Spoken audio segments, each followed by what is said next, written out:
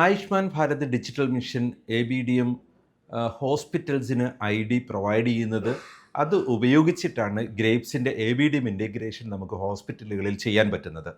ഇന്ന് medical കോളേജോ nursing കോളേജോ ഒക്കെ ഉള്ള നമ്മുടെ ഹോസ്പിറ്റലുകൾക്ക് സ്വാഭാവികമായിട്ടും സോഫ്റ്റ്വെയർ ABDM അപ്രൂവ്ഡ് സോഫ്റ്റ്വെയർ ആയിരിക്കണം, NHA പാർട്ട്നേഴ്സ് ആയിരിക്കണം.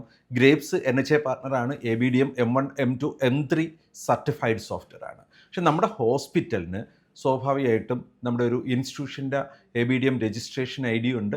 അത് എടുക്കേണ്ടതുണ്ട്. നമ്മുടെ ഡോക്ടേഴ്സിന് നേഴ്സസിനൊക്കെ രജിസ്ട്രേഷൻസ് ഉണ്ട്. അതിനുള്ള ഹെൽപ്പും ഗ്രേപ്സിൽ നിന്ന് കിട്ടുന്നതായിരിക്കും. നമ്മുടെ എല്ലാ ഇന്ത്യയിലെ മെഡിക്കൽ കോളേജുകളും അടുത്ത അധ്യയന വർഷം ആകുമ്പോഴേക്കും ഇതിൻ്റെ ഒരു പ്രോസസ്സ് കംപ്ലീറ്റ് ചെയ്യുമെന്നാണ് എക്സ്പെക്റ്റ് ചെയ്യുന്നത്. ഗ്രേപ്സിൻ്റെ ഹോസ്പിറ്റൽസിൽ ഈസി ടു ഇൻ്റഗ്രേറ്റ് ആണ്. നിങ്ങൾക്ക് ഗ്രേപ്സിലേക്ക് റിക്വസ്റ്റ് അയക്കാം. ബാക്കി എല്ലാ ഹെൽപ്പും ഇവിടുന്ന് ചെയ്യുന്നുണ്ടാവും.